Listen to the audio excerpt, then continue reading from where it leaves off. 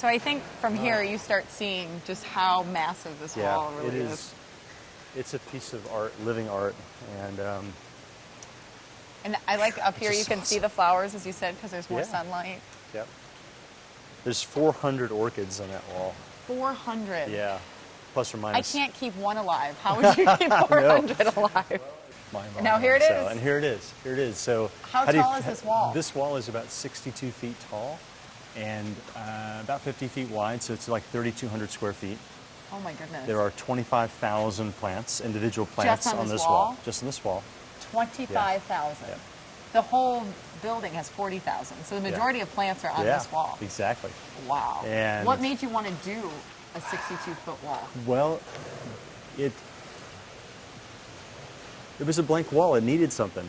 No, so just kidding. 25,000 plants on it. Right. How did you pick the plants that are on it? When we designed the spheres, it was people comfort first, plants second. And then plants, plants were secondary. Right, exactly. As a horticulturist, were you like, that's a little out of whack, but that's okay? Exactly. 'Cause I grew up in the horticultural world. So for me, it was, okay, we can do that. And our temperatures in here are in the mid-70s during the day and about 60% humidity, which is equal to what you'd find in, say, a middle montane cloud forest around the world, around the equator.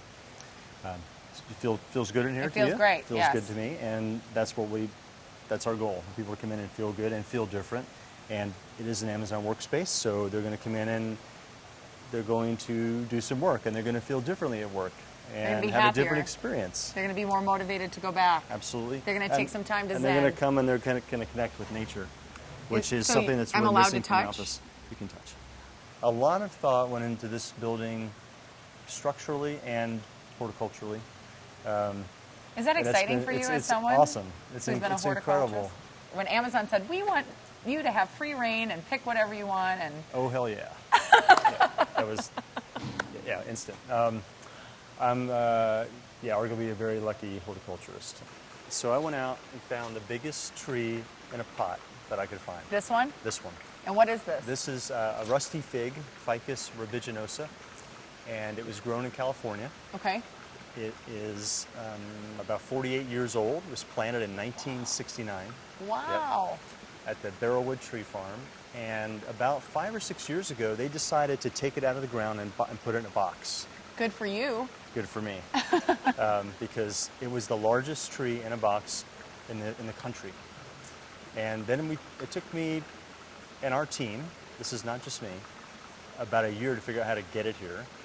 Well, first of all, get it from California to Seattle. Yeah, exactly. And then get it into this building, because I assume the building's already built. Right, so we needed an environment that was closed up and conditioned before we put this tree in there. We couldn't leave it outside for the winter. So we literally had to build the building and then take a piece out of the top, put it over on the playfield, and drop the tree through that hole. And here it is. And here it is. So it was able to sustain, it's here. And nobody died. It's great. Okay, so I see these yellow pods. What are they? Correct. These are pods of the chocolate tree, cacao. Ah. The cacao. It's from Mexico and Central America. It's grown all over the world for our commercial chocolate that we like. So do you like chocolate? Am I going to have, who doesn't like chocolate? In some ways, the environment is probably easier for you to keep everything alive and going, and in other ways, it must be very difficult to not be outside. Right. Right? Yeah. So we chose these plants based on the comfort level of people inside, right, versus what you see outside. And we're trying to maintain that throughout the whole building. But you can't just go through a magazine and go, well, that'll be pretty and that'll be nice. Like, you have to think about the fact that these are going to be growing inside a building. Correct.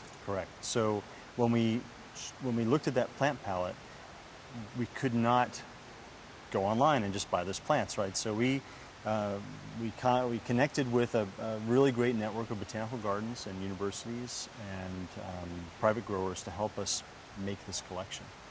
One of our leadership principles at Amazon is learn and be curious. So what I was tasked with was, okay, we're going to build this building. It's going to be comfortable for people, but we also want it to be able to sustain a plant collection that is not your shopping mall collection that just gets thrown out every month, right? And we wanted a sustainable, meaningful collection of plants with stories. So the chocolate is one. Who can't relate to chocolate, whether you like it or not? people can relate to Who it. doesn't like chocolate? Who doesn't like vanilla? So did you know vanilla comes from an orchid? I did not know it came from an orchid. And it's a vining orchid. So Really? like this is an orchid here from Ecuador. This vine is the vanilla orchid. And eventually it will flower and produce that long bean or Really? pod. And the little specks are orchid seeds. They're very tiny. This display in front of us is meant for people to walk by and stop and go, oh, God, what's that? Or what's that? Well, this is almost like the all types Dr. of Seuss epiphytes. kind of display to me of like, what is that? Yeah. I've never seen anything like this Yeah. before. One thing besides the plants that I've noticed is that you have fountains throughout the entire property. Is there a reason for that? You know, a forest doesn't exist without water, whether it's a stream or a river. The sound of water, of course, is soothing for many people. And that's what this space is supposed to bring to right. the employees. Exactly. And then they start seeing other things that invite them to be curious and come over here and they say, man, what is in here? It's beautiful. Everything in here is from Borneo. All these plants, all the fish. Really? Yeah. And So what- people will pick out their favorite fish. And Do you want people to feel like they're in a treehouse? yeah. We want people to walk on this. So this is bouncy. And go, oh, wait a minute, it's moving. I better put my phone down. Ah. Right? And I better pay attention to what I'm doing. Oh, And so you you walk built out that here in. and you start looking around like, oh, now without a phone in my pocket, I get to look around and explore. And look, here's nature right in front of me. Or here's some people having a little conference right here. But if I put my phone down, I can't get on my Amazon app and buy things. That's okay. Just take a minute, That's okay. Well, what you could do is you come into the bird's nest and then. and you can shop till you drop in here. Just sit down This and is cool. So you built this or to be like work a on bird's your nest? emails. Yeah. Yeah, it was intentionally to be a bird's nest, even with a little robin's egg. That was a little gift from the architects. Right there? Yeah. That's beautiful. Isn't that cool? And it's supposed to be a robin's egg? Mm-hmm. All right. Yeah. So there are no meeting. There are no offices, closed-in offices. There are what we call kind of casual meeting places where you can come and meet a colleague or a couple colleagues and sit down and have a conversation, or you can work by yourself. But you were telling me a lot of these plants, you've been growing them for 4 years. Yeah. So you had to really think about where you were going to put things and how stuff would be laid out Absolutely. for years. Absolutely. And I am not I'm not a designer. I can barely dress myself.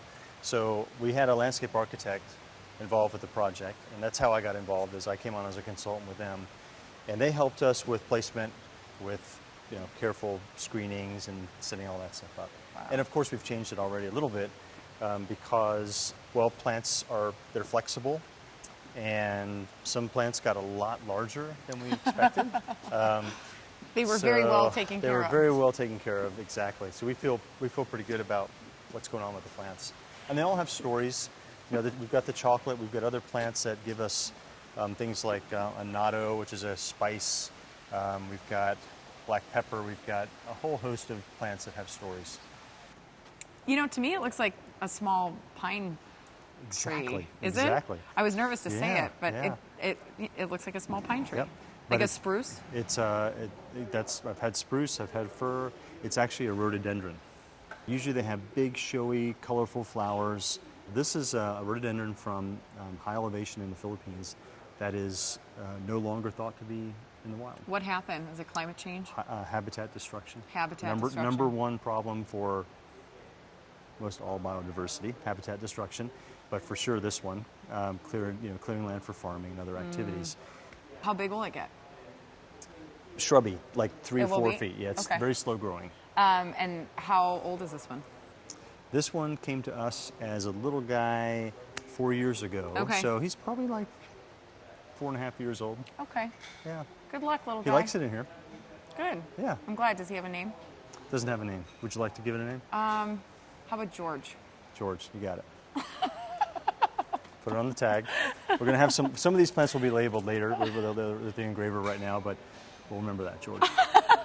Just for you. It's just like a nice, solid, kind of regal name. Exactly.